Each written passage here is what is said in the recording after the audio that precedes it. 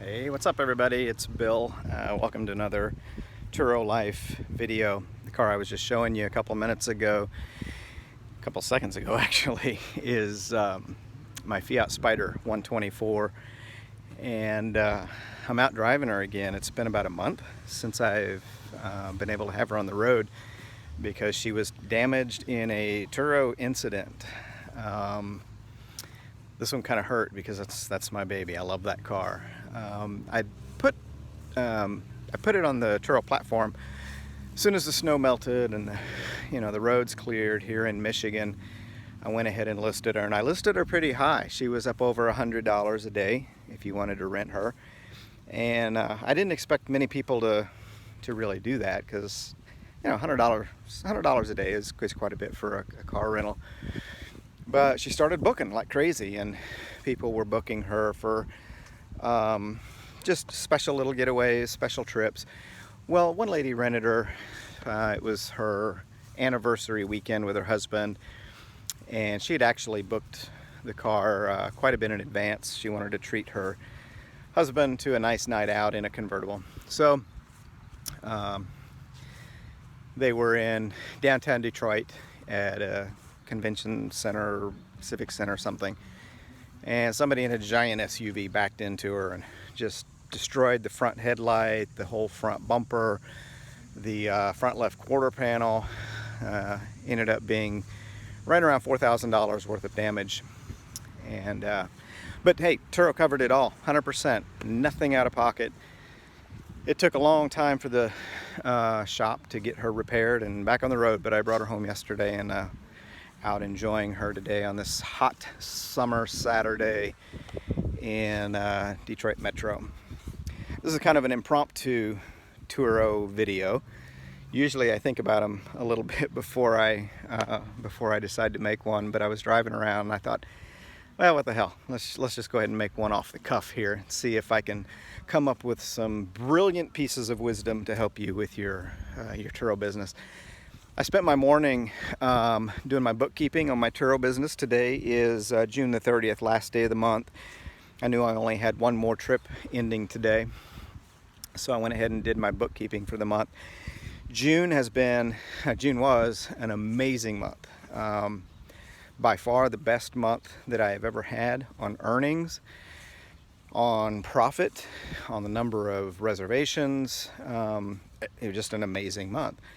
I ended up adding a new car right at the end of May. I think it was maybe Memorial Day weekend when I picked up a 2018 Honda Civic, dark blue with little sparkles in the paint, and I named it Cosmo. And I put it on the platform, and within 15 minutes it was booked out on a trip. And then within an hour of that, it was booked out on a second trip, and the damn thing has stayed booked pretty much constantly since I had it on the platform. So about a week ago, I decided I needed to get a second one. So I went back to I called up the same dealership and said, hey, I need a white one because I want to name it Casper, as in Casper the Ghost, so I could put them side by side and call them Cosmo and Casper, because it just kind of sounded fun. That's really the only reason I got a white Honda Civic, just like the blue one. Well, that, and along with the fact that the blue one was booking out so well. So anyway, I brought the white one home about a week ago, and same thing. As soon as I put it on the platform, I hadn't even finished creating the listing for it yet, and it already got booked out. I was still, I'd put an initial listing up on the platform, and I went back in. I was doing a little bit of editing. I had a few things that I needed to add, but it was live, and before I could even get the listing finished, somebody had already booked it for a 4-day trip, like $160, something like that, on her first trip. And it's been booked ever since. So Cosmo and Casper, new to the fleet, and July will be the first month that I have 7 cars on the platform for the whole month. But as I said, June was just a phenomenal month. Highest earnings ever, highest profit ever, highest number of reservations I've had. And the only metric that was low, which I guess there's a good side and a bad side to this, utilization. Now, the way I calculate utilization is how many days per month is a particular car available. So if I have a car for the whole month on the platform, then of course for the month of June it was 30 days available. If I have 5 cars available for the whole month, then that's 150 rentable days. So I had utilization of 59% fleet-wide. So what that means is my entire fleet was booked out 59% of the time in the month of June. Now that's low. You know, a lot of, for instance, comparable platforms like Airbnb, they try to shoot for 85% utilization. So 59% felt really low to me. So yeah, I guess that's the negative, but you know, the positive, there's room for growth. You know, if I can get this fleet of 7 cars up to an 80% utilization, 85% utilization in the month of July, it's going to be a hell of a good month in terms of revenue and profit. Just to give you a little glimpse inside the numbers, revenue or earnings, gross earnings before expenses for the month of June for my entire fleet was 3 times the payment amount. 3 times. So so what that means is if I have a payment of $250, earnings was about $750. So that's per vehicle. So pretty damn good, and well over 100% profit margin once you factor in the payments and insurance. So a couple notable things that happened just within really the last week or so. General Motors is launching a peer-to-peer car sharing platform, very similar to Turo, and they're calling it Maven, M-A-V-E-N. And apparently the Chief Information Officer for General Motors has been kind of following me for the last month or so, and they finally reached out to me and said, "Hey Bill, we've been watching what you're doing with Turo. We see that you're a power host here in the Detroit metro area. The Chief Information Officer would like to meet with you and kind of pick your brain about about peer-to-peer car sharing." They invited me to an event the other night, so I got to learn a little bit about it. I got some swag to bring home, a water bottle and some really cool sunglasses that look like the ones that Tom Cruise wore in what was that movie from the 80s? In his underwear, the microphone, Risky Business. That's it. Just like the ones he wore in Risky Business. So anyway, that was pretty cool that somebody at the level of Chief Information Officer from GM has kind of been watching what I'm doing with Turo. And they told me while I was at the event, they were introducing me to people, and I said, "So you've heard about me, huh?" And they said, "No, we've been watching you." So I've got like 10 subscribers on this YouTube channel thing. I'm guessing that those are my 10 subscribers. So I'm shouting out to you because I know you're watching. All right. Thanks for the flatbread pizza, little cheese cubes, and those really cool sunglasses. I should be wearing them today. It is a blistering hot day. So that was cool. And on my way over to the park a little bit ago, a guy reached out to me. I don't know where he's from. Damn, he's messaging to me right now as I'm recording this. He does a podcast for peer-to-peer car sharing people, I guess peer-to-peer industry, and he's invited me to be on his podcast, so that'll be pretty fun. We'll do that too.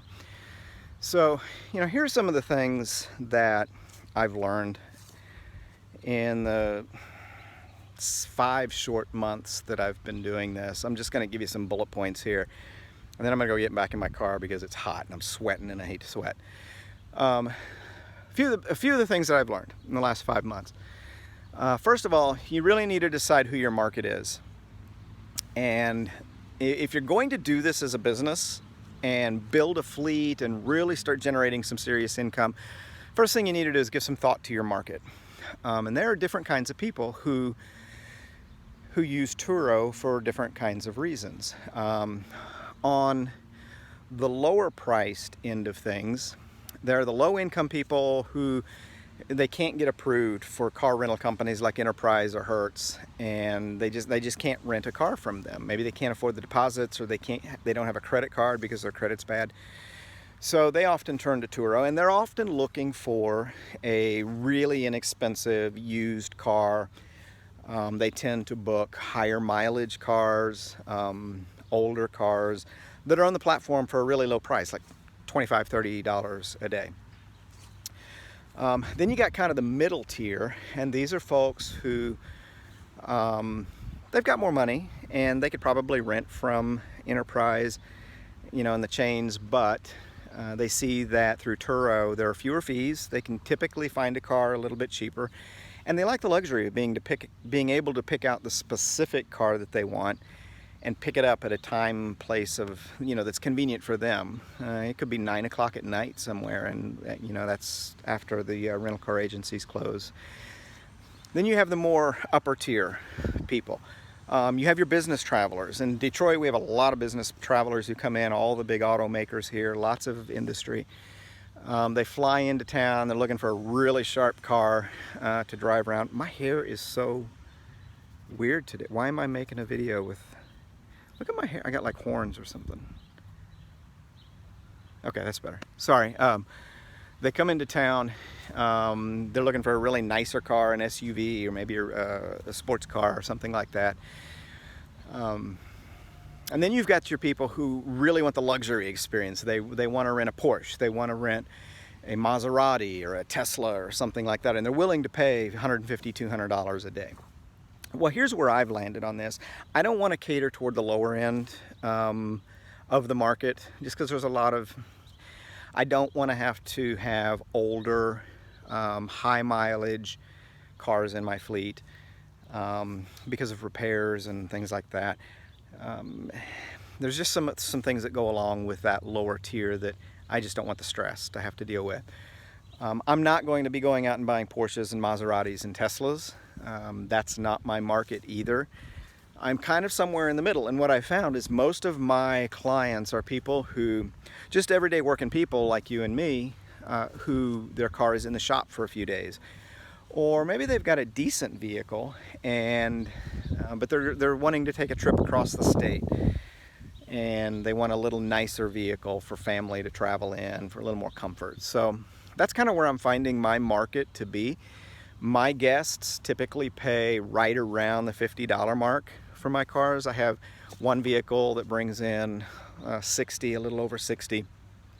I have one car that's in the 40s, but most of my rentals come in the $50 mark. So if you're starting from one or starting from zero and you're thinking about building a fleet, really give some thought to what market you're wanting to cater to, and that's going to tell you what kind of cars you need to invest in.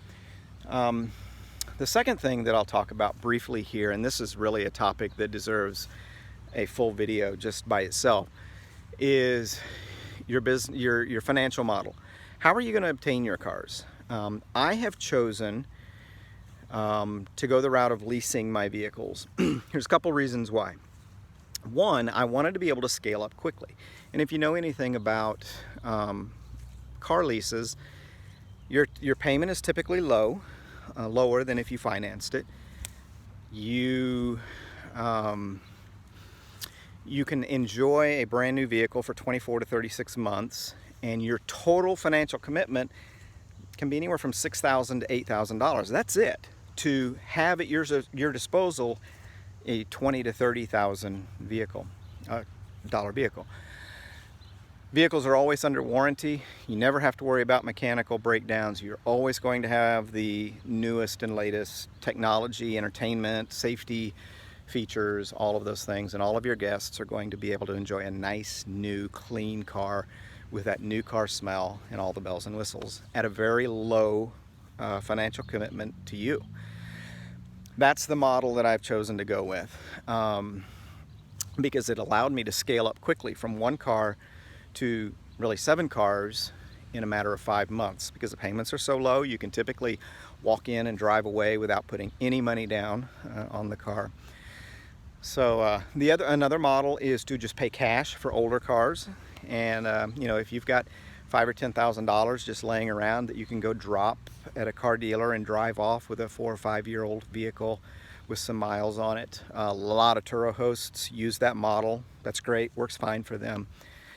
And then there's the regular financing of the vehicle. So things to think about: first of all, what market are you going to try to cater towards? Secondly, how are you going to acquire your vehicles? And you really need to do the math. There's so much that you need to think about when you're doing this. You got to think about, especially if you're leasing, you got to think about things like your mileage, overages.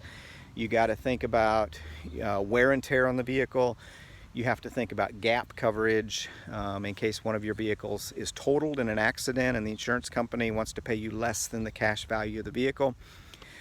There are those things that you need to think through. But you know, that's the case with anything you get into. You've got to do your homework. You've got to think about everything and make smart business decisions. So that's really all I feel like talking about today. It's hot. I'm going to go get back in my car. I'm going to go do something fun. It's kind of a holiday weekend with 4th of July being on a Wednesday. I guess we have a whole holiday week here. Not sure what I'm going to do. I was planning on going out of town, but I have so many Turo things happening over the next week. All my cars are out. I thought I was going to have to be Ubering around until I found out that my convertible was coming back out of the shop yesterday. But I got so many cars coming in and going out over the next several days. It's a good problem, but kind of locks me down for the holiday weekend. Okay, hope you enjoyed this. I'm just kind of babbling on. Maybe you got something good out of it. Maybe you didn't. See you next time. If you have any questions, leave them in the comments. I'll be happy to respond to them. Peace out.